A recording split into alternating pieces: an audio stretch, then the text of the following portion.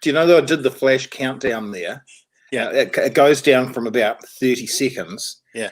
But the reality is that I realised I hadn't pushed the go live button. So I went, I better do that. So the countdown came in at about 2 seconds. It was like, oh, right. 2, 1, and we're live. So anyway, welcome. We're live. Welcome to my amazing friend, Nathan Rarere. Thanks for doing this at very short notice. I just woke up this morning and I went, I'd like to talk to someone about the rugby. Isn't it great that you can do that these days and just go, I know, it's good, and not it's have really to good. employ a crew to send around. It's like, can Dave do sound? No, Dave doesn't have a sound. Dave's not available today. Well, I hate working with Nick. He's a winker. Yeah, a bit of that. So, hey, I'm just in my even yes. Oh, fantastic. Before we even start, I just want to do a shout out to oddmanagement.co.nz. That is who Nathan is with, and and I like to do that. Nathan hasn't asked me to do that, neither is Odd Management. But I just think when you're talking to other people and they've got representation, I don't like to sort of imply anything. I think because people work hard enough, and so shout out to Odd Management. They do a wonderful job, and NATO's been with them since Adam was a cowboy.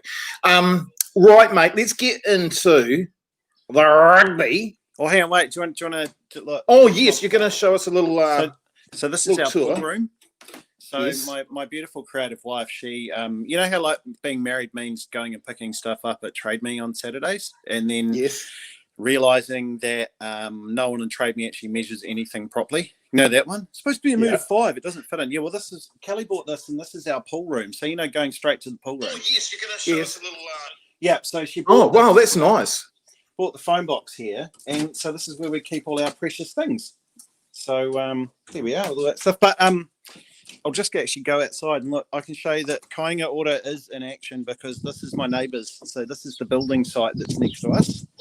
So we've got quite a few houses going in, and down there that's our little fish pond with the pūkeko in it. So it used to have fish, but now it's got pūkeko because apparently fish are delicious if you're a little pūkeko and you like goldfish. So, yeah. And this is Te Ara too. Yes, of course. Yes, on this day. Lovely. All right, here I go. Sitting down. Love the the shirt. I think the shirt's a bit disrespectful, but anyway. Just jokes, especially on a Sunday. No, just joking. Right. Okay. Was that a surprise for you last week? Yes. The way that the performance from both teams. Yeah, it was. I hoped that the All Blacks would be a lot more physical, right? So remember when we used to win the sevens all the time, and then there was the bit there where I think that we hit one of the stages where the All Blacks got a bit too clever in their rugby, and I think we were sort of some other nation said, yeah, those All Blacks, they're a bit soft. And the next thing you know, the sevens team are basically running around getting in fist fights all the time and stuff, right? To do the nut, we don't do that in New Zealand. So last week it felt like we got a bit bullied around that tackle ruck area, and I'll do a little nerdy explanation of something about that soon that Dave Rennie does incredibly. Please do, yeah. Yeah, that Dave Rennie does incredibly well. So I think. And I'd say it's because I haven't seen a team coached by Dave Rennie in a little while. Like, when it's right in front of you and you can see it as the Chiefs, so you can see it as Wellington, you get used to sort of how they play, right? But it's classic New Zealand. It's out of sight, out of mind. On the other side of the planet, he's coaching somewhere. What is it? Scotland? Oh, good. That's nice. Him and Jason O'Halloran up there, and you kind of forget what they do. But then when you have a look at it afterwards, you go, oh, that's right. Dave Rennie teams make really ugly rucks. Dave Rennie teams do that, and they do it on purpose, and it's a really beautifully organised chaos that sort of works on the theory that Aaron Smith clears a ball faster than anybody in the world, and the way the All Blacks beat you is they just constantly throw attack at attack at attack at attack. And if you're going to stop someone, let's just say this: if you're going to be a defender, the best way to stop someone is to have you're facing straight up field. Right? Because that way you can tackle off either shoulder, both your feet are planted, and the person running at you, you know what I mean? It's easy to get at them, right? You can see them straight ahead. So what Dave Rennie does beautifully well is, if you had a look at last week, you would have seen an Australian guy gets tackled, and then another one of his teammates goes and just falls just a little bit past him. right? Every single ruck that happens, they fall just a little past. And then what they do is you just grab the foot of the All Black who's standing there, or you just grab his ankle, or and it's just a little thing, right? Now, it's not something you're probably going to get penalised for, but that whole thing is designed so that, so here's a ruck, right? There's a defender who stands like just to the side of it right there. The one who's right there, it's normally one of the big guys, right? That guy's called the guard. Now, that little hole right there is where Dave Rennie teams love to attack through. So what they do is they make it so that that defender doesn't have time to organise himself to be facing this way. It's like he's like this and he's turning to get there. So do you kind of understand that? You know what I mean? Like he's not actually properly set. And when you hear all that sort of rugby nerd jargon about a fast defensive line that presses up and does that, that's not the guys by the ruck. That's the ones that are further out to the side, you see. So if they shoot up, like if they're running up like that, it actually leaves a little angle to get through. So I hope I've explained that well. Yeah, no, this is good stuff. This is good stuff. Yeah. So it leaves a little hole to get through. So let's just say the ball, I've got a ruck and I've got all my players out to the left. What I want to do is try and make a little hole here on my right-hand shoulder. It looks like I'm coming out to the left, and then I do, those little inside passes that we see. You hear them, they go, oh, pop ball. And that's the one that you saw that. And then a wallaby making 10 to 15 metres by running through, because that's where the hole is. But they're incredibly good at creating that. And the thing is that the All Blacks let them. They were too worried about, the system of where you're supposed to be. Rather than sometimes you've actually just got to roll your sleeve up and go, get out. You know what I mean? Like that's the bit that has to come. So that's the beautiful organised chaos of Dave Rennie's game. And, you can talk about all sorts of this selection out here and this selection out there and blah, blah, blah. But effectively, you're only really standing in those positions at a scrum or a line out. The rest of the time, it's ad lib. But it's a similar system over and over again where there's a ruck and there's another ruck and there's another ruck. So what you do is you try and make the hole in there. And I had a chat with there's a guy who lives in our neighbourhood who's a rugby referee. And on the podcast that we do on Thursday nights, the Mark Peard one, he'd had a yarn with this guy. And then I saw him as well. And we were talking about it. And he goes, yeah. He said, it's an interesting case. And the Australian media, and I know the Aussies themselves, felt it's not fair. Why are we getting penalised all the time in the first half? It's because you've got a New Zealand referee.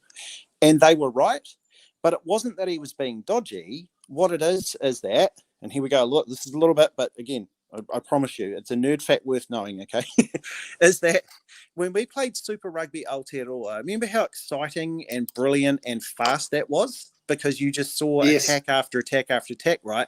There was a really subtle change made to the way that they are refereeing the ruck and the breakdown. So remember the classic Richie McCaw, the classic Josh Kronfeld highlight of someone being tackled and then Richie or Josh being over the ball and holding onto that ball and the tackler, and then the tackler's teammates arriving and knocking Josh or Richie back over, right? And then it's like, but he had his hands on the ball. Referee blows it and we win the turnover and we go, good one, Josh. Good one, Richie, right?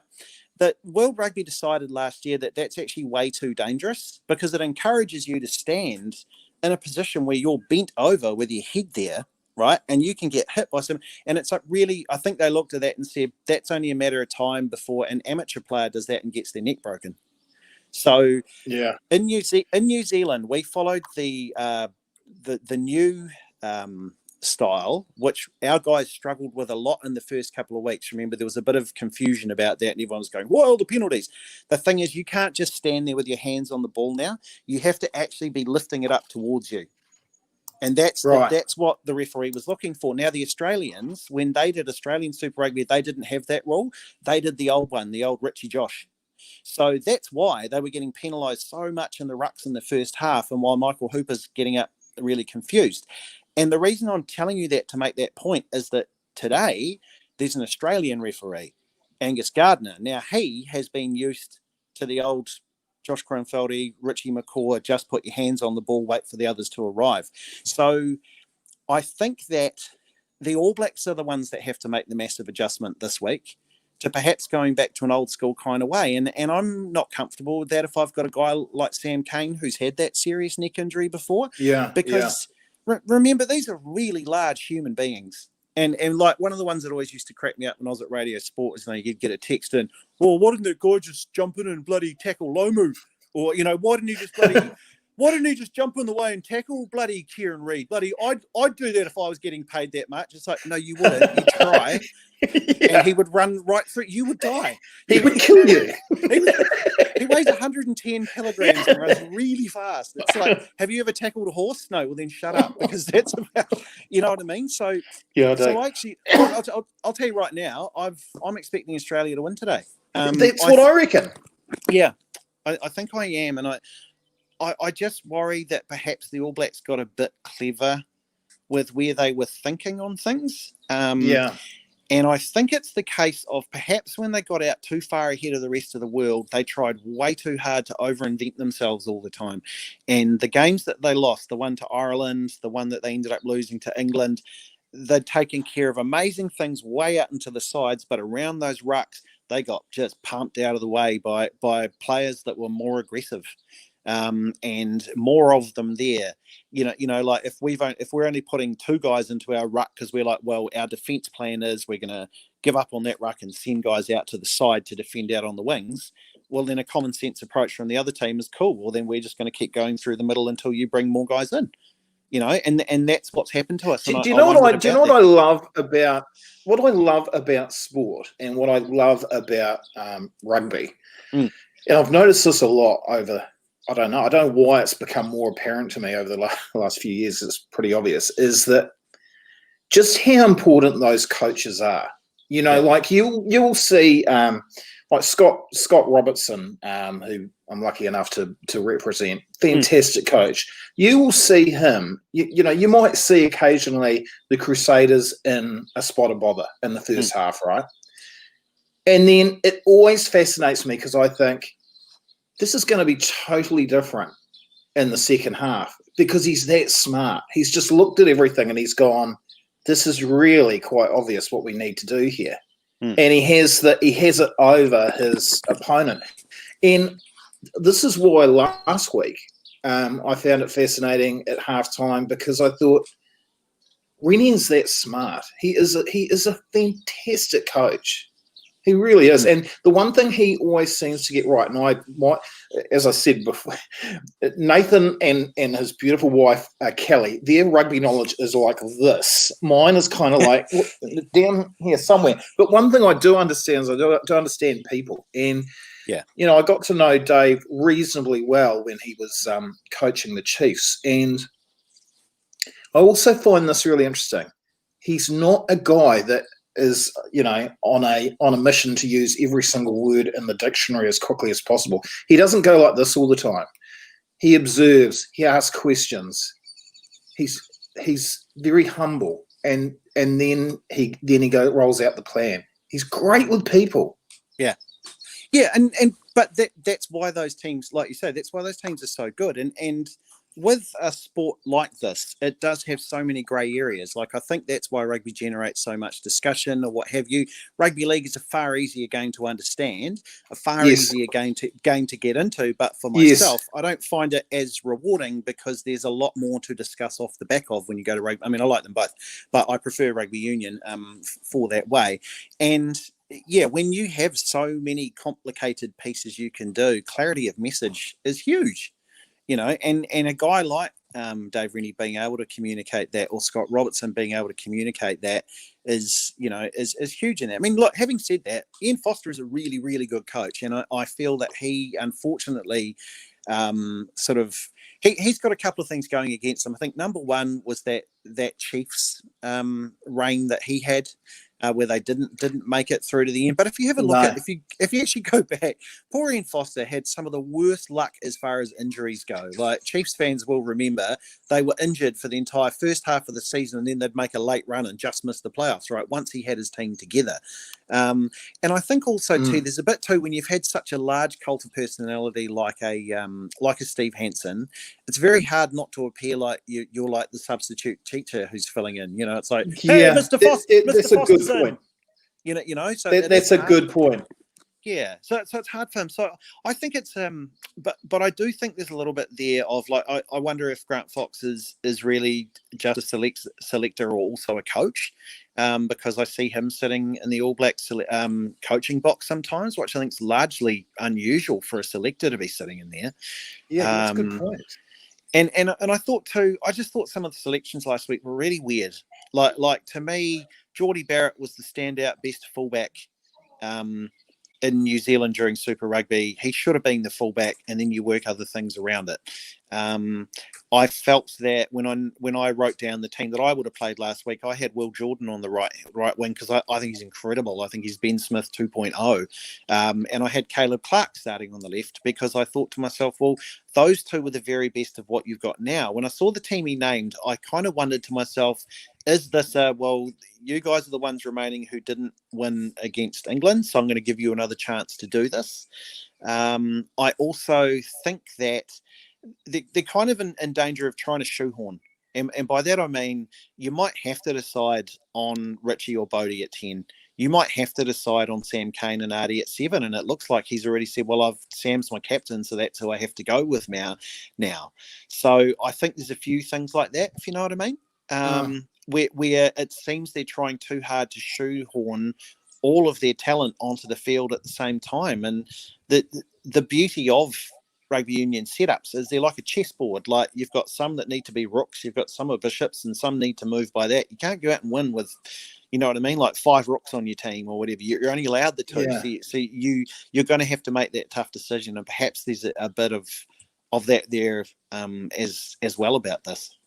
So what do you reckon we should be looking out for today in the first 20 minutes to give us an understanding of how this is going to play out? And tell me this, when you watch a game of rugby, do you get a feeling, because you've watched a hell of a lot of sport in your time, obviously, do you think in most cases that first 20 minutes gives you a bit of an idea on how things are going to roll out for the rest of the game or not?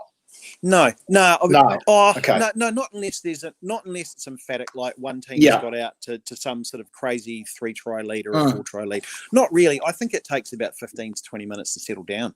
You know, right. Like that's when it will be. Like if my team gives up a try in the first 3 or 4 minutes, I'm like, oh, that's not a good start. But I don't think, no, it's over, it's terrible, it's out. I think it's all over.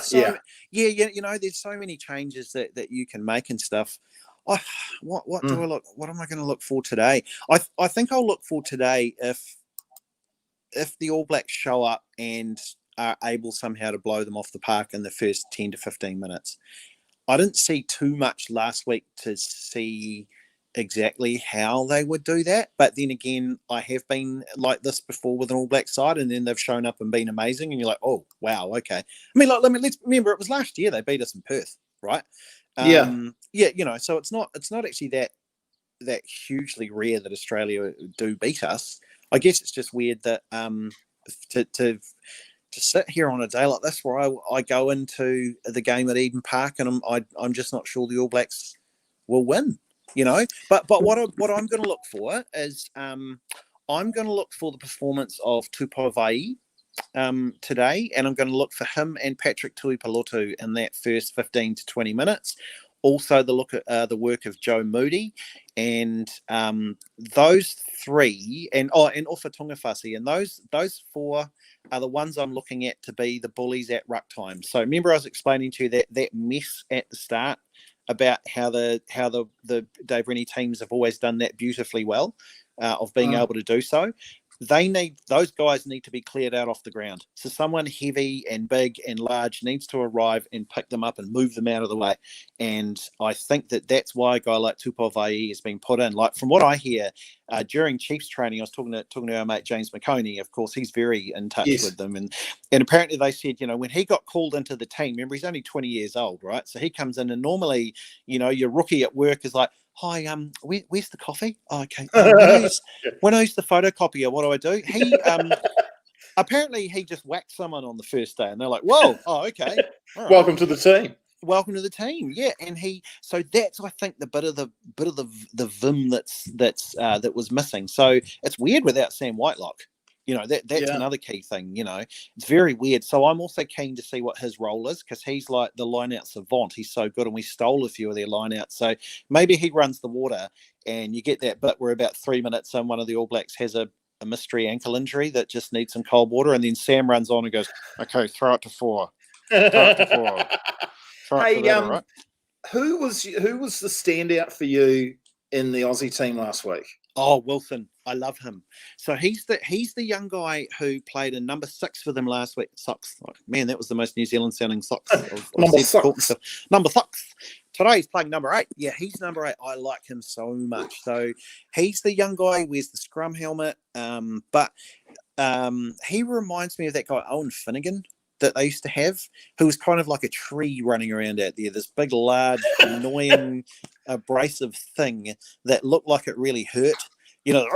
So like those trees at the end of Lord of the Rings. It was kind of like one of those, and I think he's the guy to me. And like, he's a hell of a good player, and they base a lot of stuff off Daniel Tupou as well. So remember, Tupou was the guy who went to Sacred Heart College in Auckland. He got famous being called the Tongan Thor.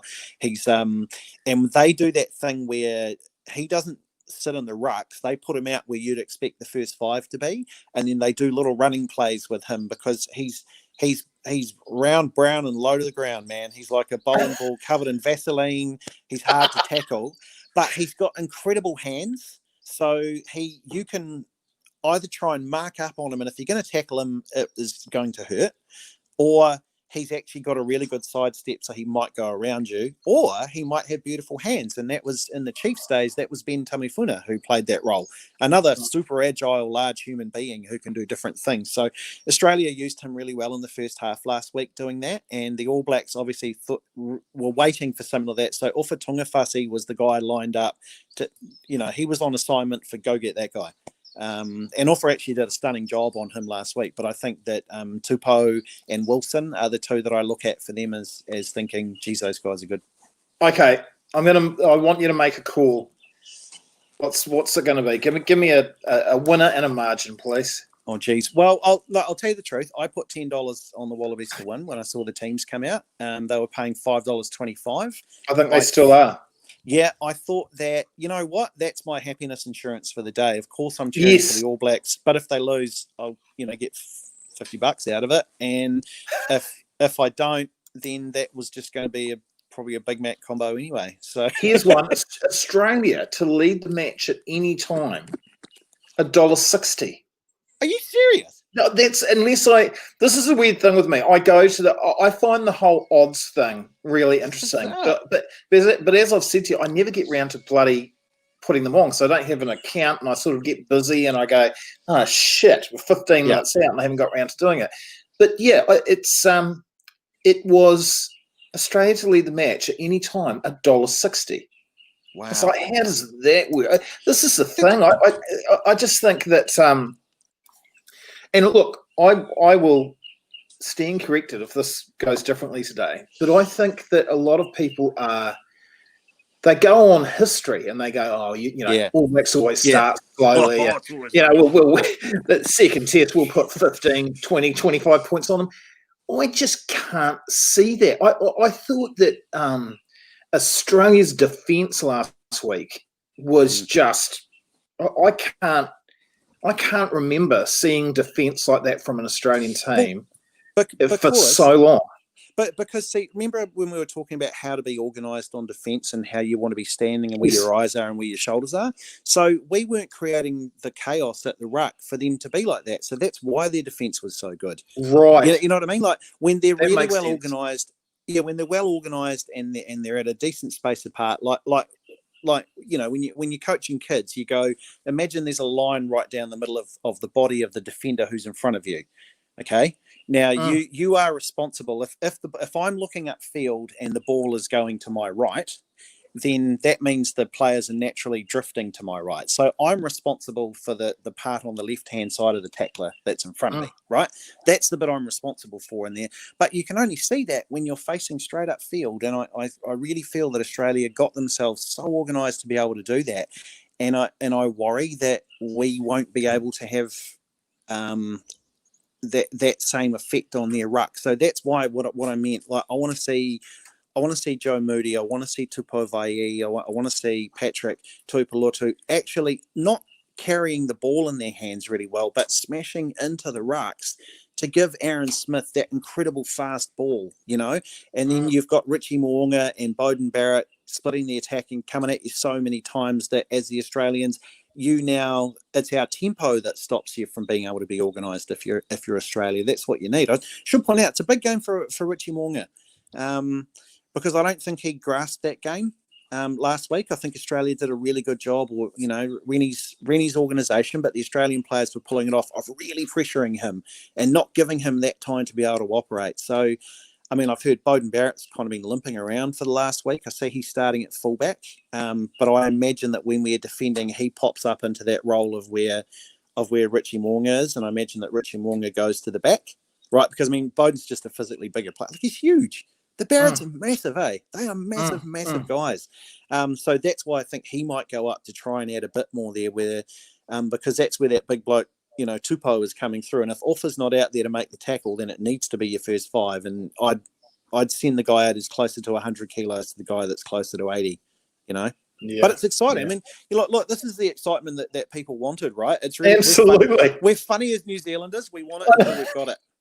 I know. We moan and moan about it's boring. The All Blacks just win all the time. We need a strong Australia. We get a strong Australia. It's like, and they're all freaking out. See, because I find it.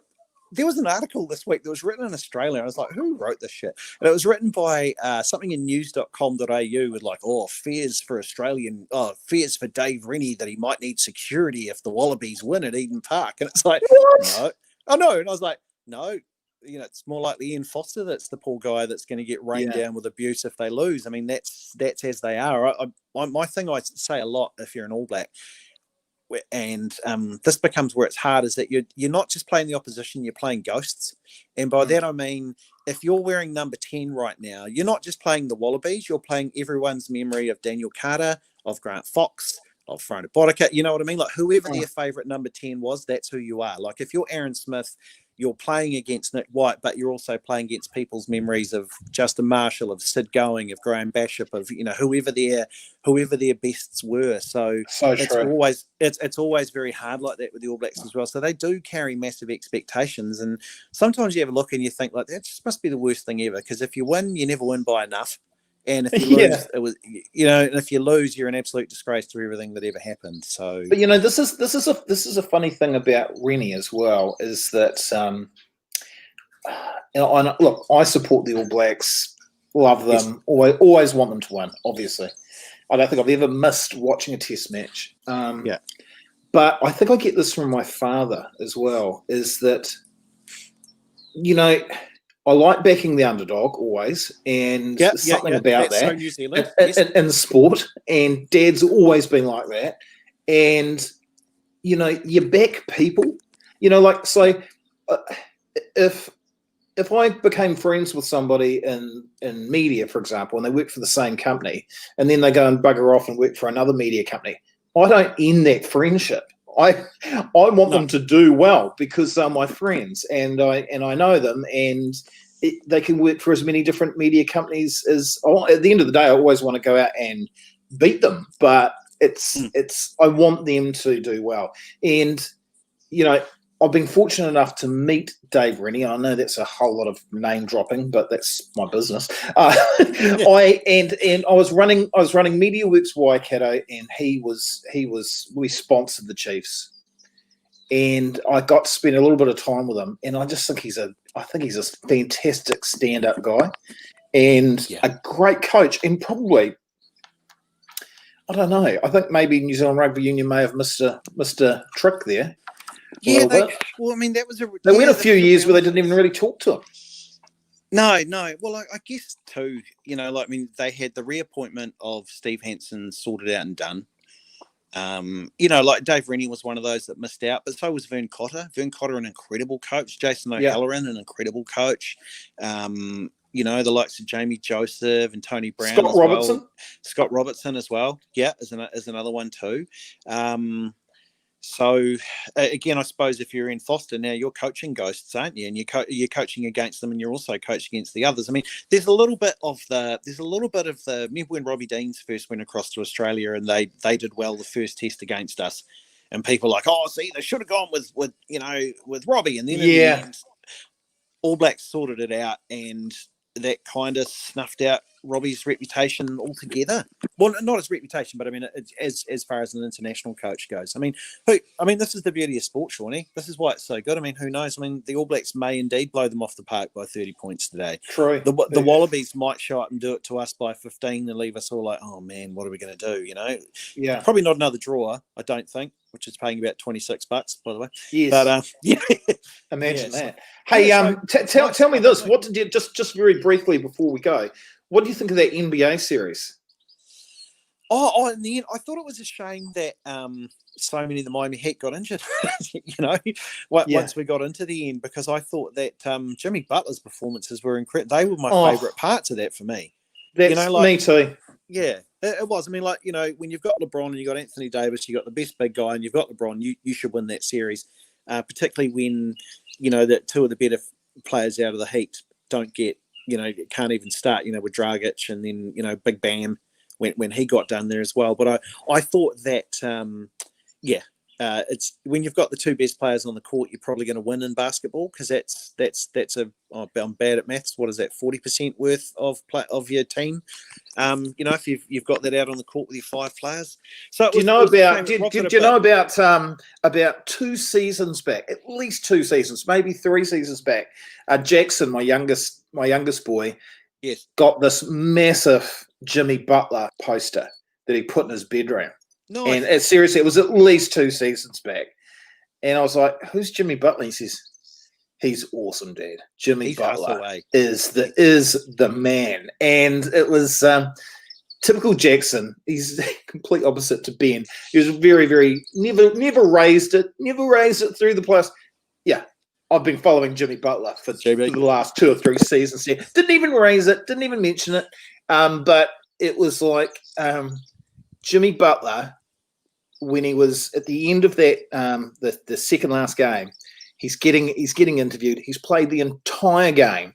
Yeah. And then as he leaves the press conference, he can hardly friggin' walk. Yeah. He's like limping away going, and I've been reading up about Jimmy Butler. I mean, he's got an interesting life story. Where his mum kicked him out because she said she didn't like the look of him. Didn't like the look of him, and the father, he was a loser.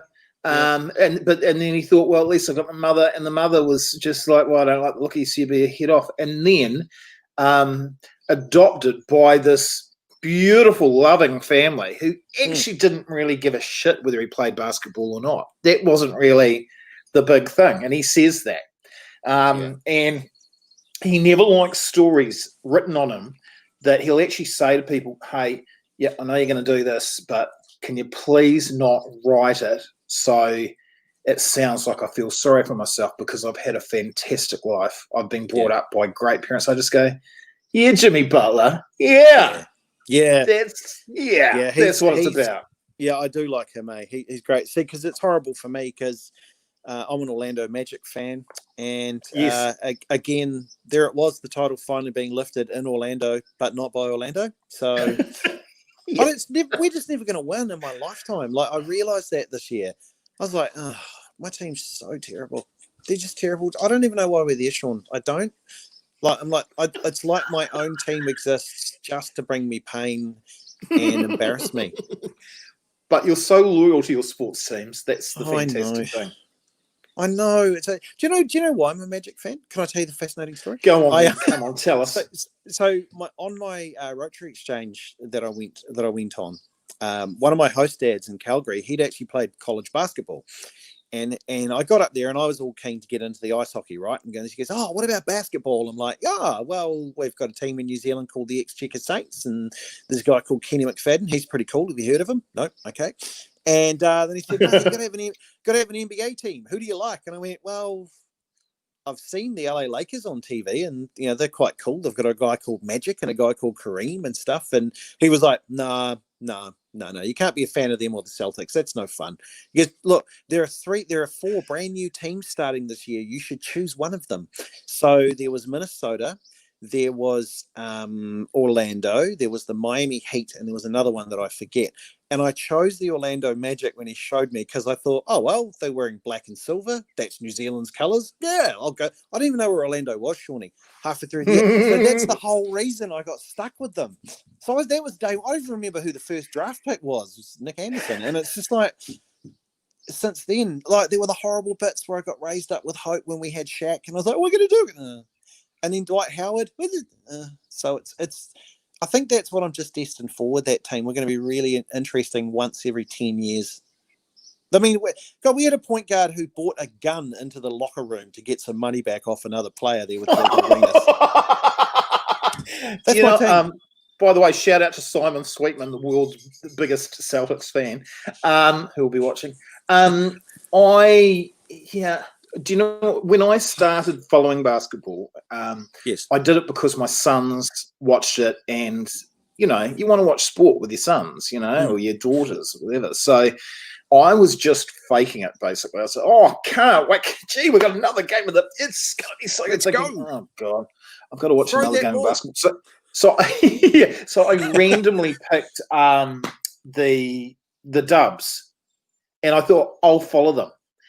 And that's when they started that run of winning, right? They're amazing. And it was kind of like it was kind of that's fun.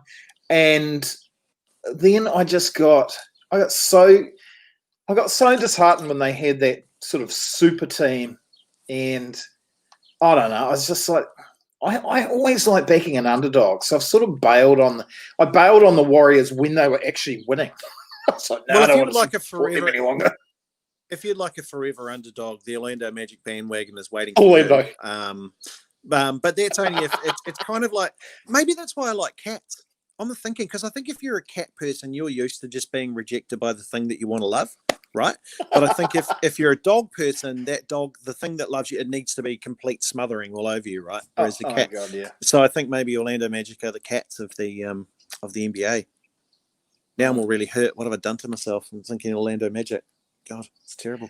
I really wanted to see another game. I really wanted to see them go to that next game. It was so good that Miami stole those 2 games. Though. I mean, that was so good. And, you know, Jimmy all the way. I mean, what a player. So, I mean, like, I think Miami's in a pretty good position to get Antetokounmpo this year, though, aren't they? Let's say that again. Miami's in a really good position to be able to go for Giannis Antetokounmpo. I have no idea what you're talking about. They are. Explain that. So in the off season coming up, they have the room to be able to pay him to come down to them. And Giannis, I think Giannis can maybe get like $2 million a year more by staying in Milwaukee, which is an Algonquin word for the Goodlands for anyone that's ever seen the first Wayne's World. But the thing is like by that stage, it's like, do you want $36 million a year or $34 million a year? So the $2 million becomes, you know, kind of insignificant. Yeah. Wouldn't it be cool to have $2 million a year being insignificant to your life? Yeah, that'd be amazing. Wouldn't it? Oh my God. $200 even. Yeah, exactly. Yeah, so he might. I mean, imagine if he goes down to Miami and next year they front up with Jimmy and Giannis and Bam. Oh, I'm just all about Jimmy Butler. I like people like that first of all overcome that stuff, but also just don't want to dine out on the hard times. They're just like, let's just get on with it. Let's just bloody get on with it. I love it. There's a guy I spoke to. His name is Paul Shirley, and if you love basketball, you've got to look up his writing. So Paul Shirley was a guy that wrote one of the best sports career books I've ever. You know, you always talk about great sport autobiographies, right? And people go, the one by whoever. It was so inspiring, and those ones are so boring. The ones you want to read are the ones that've got real character. So Paul Shirley was a guy who played on the end of the bench for about 4 different NBA teams and went off to Europe and played all that. And his autobiography is called "Can I Keep the Singlet?" And it was nice. I like that. And it was based on a 2-week trial he had at the LA Lakers, and in the end they cut him. And as he was leaving, he said, "Can I keep the singlet?" And they were like, "No." And he was like, "What? Why can't I keep this? You're the LA Lakers." So he said to me, he goes, so I was really, I was quite bummed out. And he goes, but on the way out, I realized the gear room was open. So I went and stole a couple of pairs of sneakers. I love it. But we interviewed him about it, and his take on the Golden State Warriors was interesting. He said, "Do you know what?" He goes, "People are going to hate them right now," and he said, "But in 5 to 10 years' time, you're going to look back at the videos of those teams, those Warriors teams, and go, that is the most beautiful basketball." He said, like, he said, if you love those old Brazil soccer teams and you love, beautiful football where it's the whole team, he goes, that's what Golden State did, was that the entirety of their team played as a unit and they were incredible. So his tip was look for them next year as well. He said they've been massively injured this year. They've got the number 2 draft pick this year. And he said, remember, that's what was called the Spurs did when they had an injured David Robinson and they got a guy called Tim Duncan, and then they just dominated with really boring fundamentals for the next 5 to 6 years.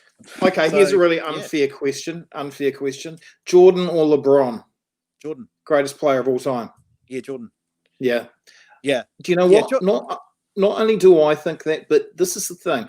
And this is what I love about, and I've noticed this about, teenagers, as far as my teenagers and their mates, and I don't know if this is common, but they will go back now because, they grow up in a different era, and they will, if they're really into something like basketball, they go back and they're talking about basketballers in the 70s and statistics and seriously, and watching games on YouTube and just going and studying the hell out of it and being able to speak with some authority on the subject of going, well, actually, yes. And both my sons think Jordan is better than LeBron. And you would think as a generational thing, because they love LeBron, but they still think Jordan's better. Oh, yeah. I mean, having said that, that's not saying that LeBron James is terrible. He's amazing. No, he's incredible. Amazing. However, both those sportsmen pale in comparison to Wayne Gretzky. Look him up. There's the greatest ever pro sportsman. No, not the ice hockey thing again. Jeez, dude. Yeah, that was coming. He is. Tell me then. Tell me what, because I don't watch it. So this is a 115-year-old professional sport. Okay. Yes. It is a sport that is huge. I mean, it's not huge in New Zealand, but it is massive through the Northern Hemisphere, right? Where they get it there as well. Wayne Gretzky's statistics are so incredible that he has his own room at the Ice Hockey Hall of Fame. And you get a point in your career for a goal you've scored and the assist you've scored, right? That's how they total up your points. Wayne Gretzky is so far ahead in terms of his points that if you took away all his goals, he'd still be in first place. Like, that's how far he is. And like to get 100 points in a season used to be seen as the most incredible thing, right? So Wayne Gretzky in his 4th year, and I think by that stage, maybe only 2 or 3 guys had ever scored 100 points in an ice hockey season. Wayne Gretzky's 4th season, he scores 225. He was just so far ahead of the next best player in an organized sport that's gone for 100 years. And he played in the era too. Remember, we're like, the old movies of guys just getting punched in the face and stuff. He played a lot in that era. And I was fortunate. I had season tickets to the Calgary Flames, and I got to see Wayne Gretzky play about 5 or 6 times because he was in our division. And it was like watching, all your apex predators are all swimming around in that ice shark tank. And then the skinny, tall guy comes out on there, right? No one could get near him. And he was just incredible with it. And you would see guys that were at the peak of their game just freezing because they didn't know whether they should go at him to try and hit him because they'd miss him, or to hang back to try and cut off the pass because he'd put it round them, or you know what I mean, or to stand wide. Okay. Explain this to me, because I've never watched a game of ice hockey in my life. I've seen little sort of the same shape as basketball. Think of the same setup shapes as basketball. Like let's just pretend the net is the hoop. So you put your center there, you've got your wings out to the side, and then your 2 at the back, right? Yeah. But what I don't understand is every time I watch a highlight reel, they're hitting each other. So is that part of the game you're allowed to do that? Or if you start getting into a scrap and beating the shit out of each other, does someone have to go to the bin, or how does that work? I don't get that. They always seem to be hitting each other. So it's true. So it's it's a part of their game. They love it. They're called goons. Like that is a prized position to play, being the goon. right? So, I mean, our one in Calgary at the time was Tim Hunter, and he was one of the very best. So he was, little kids buying Timmy jerseys. Yeah, Timmy's going to have a fight today. Come on, eh? And but it's a thing like, if I've got Wayne Gretzky out there, one of the things you can do is try and cheap shot him. You see, you can try and do this like that. So he has a goon that skates around on the ice with him just to handle anyone who does that. Right. But if two of them start to fight, you'll generally see them like looking at each other and go, come on, you want to go? Because if you start the fight, you get an extra 2 minutes in the box. So if you fight with your gloves on, it's called roughing, and that's both of you get 2 minutes, and then you both go and sit in the penalty box for 2 minutes. If you lose your gloves and you fight bare knuckle, that's called fight. There was a term 5 for fighting. You ever heard that before? Yeah. So that means 5 minutes in the penalty box for fighting because you fought without gloves on.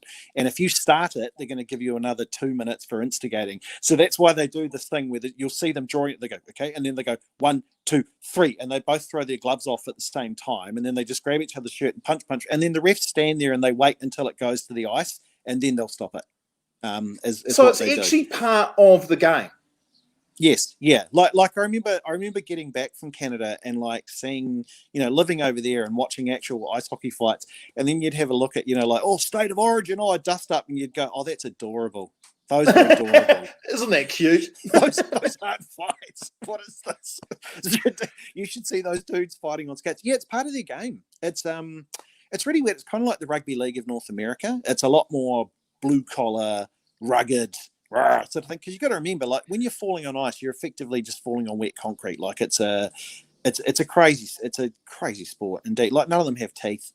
They've all got like glue and teeth by the time they're 18. But yeah, that's part of the game over there. And the way their sin bin works, I wish rugby had a similar one where, like, if you go off during those 2 minutes for fighting, let's just say you cause a penalty, so you have to go and sit in the penalty box for 2 minutes. That's your sin bin. If the other team scores, then you come back onto the ice, right? So that would be like in rugby, if the other team scores a try, then you come back on, because they're like, okay, well, what's the point of ruining a game by having 7 goals scored while you're shorthanded? Let's fix it that way. But if it's a major penalty, like the 5 minute one, then you can't come back on after 5 minutes. You got to sit in there for the whole time. So that's how it works. I mean, look, one of the games I was at, Timmy Hunter set a new club record for penalty minutes in a season. He played 50 games and he got 275 penalty minutes, Sean. So work out the amount of fights that he had in there. It was all over the Calgary. I'm serious. It was all over the Calgary Herald and the Calgary Sun. Timmy might break the record this week. He fought his cousin. Love it. He fought his cousin Dale, pulled his jersey over his head, like hit him in the face a few times. They stopped the game to put a big scoreboard, congratulations, Timmy, and he skated around waving at the crowd and then went and sat in the penalty box. So, hockey. Hey, I'm the poor man's Joe Rogan. This is just about 47 minutes. Yeah, man. Yeah, you need a brick backyard. But, sorry, man. You know me. I yabba. No, it's bloody entertaining. I love it. Talk to you all day. All right, bro. Thanks so much. I hope you and Kelly enjoy the rugby. Well, look, I've got my flag up here. So there it is. So come on, New Zealand. Oh, good man. I love it. Eh? What a beautiful, right, mate. What a beautiful place. It is. There's our trees. Just love it. It's a lovely sunny place. So let's go West Auckland. Woo! All right, bro. Thanks so much for your time. All right, love you, Shawnee. Bye-bye. All right, likewise. See you, brother. Bye-bye. Right, we'll just get rid of that man. God, he is a great guy. I've known NATO for, about 25 years, I think. Top guy, one of the best. And that's that. Let's go the All Blacks. Election. Thoughts on the election? I like people that put in the mahi. I really do, and it doesn't matter what party they are. I like Chloe Swarbrick, is it, who's got up and won Auckland Central. She's done that with all the mahi in the world and just gone for it. David Seymour, that guy has worked his ass off for months and months and months. We used to have a sort of saying in radio, you'd have these radio surveys and everybody would start advertising and put the bloody signs up and the promotions and everything. But the wise heads would always say, you know what, it's decided well before you go into survey, into that 6 weeks. And it's true. You got to put the hard yards in way before then. And so, yeah, I thought David Seymour did really well. And Judith Collins, whether you like your politics or not, that woman can work. She worked her ass off. And you know what? Do you know the real losers out of all that? Were the people in the National Party trying to undermine her and leak stuff. Seriously, you're losers. You're losers for doing that. Anyone that does that to their leader in the middle of a campaign is a loser. They really are. You just don't do that. Do you think the All Blacks, do you think that the players are leaking stuff out to the media because they didn't win, they drew the first game and acting like fools? No, because the culture's right, and you just don't do that. Just appalling behaviour. And here she was working her ass off, whether you like her politics or not. And then finally, the Labour Party. Disciplined, well-organised campaign, once again, whether or not you actually like their policies or not. Very disciplined. Have a great day. Thank you, Nathan Rarere, for having such an enjoyable chat with us and talking about the rugby. I hope, part of me hopes Dave Rennie does really well because he's such a nice person and such a cool guy, and I like everything he stands for. But at the end of the day, go the All Blacks. Go the mighty All Blacks. And I don't know if we'll chat to Cam Bagri or not. I haven't talked to him tonight. We usually talk to him every Sunday on the economy, so I'll touch base with Cam later. And, yeah, we'll see, eh? All right. Toodles. Bye.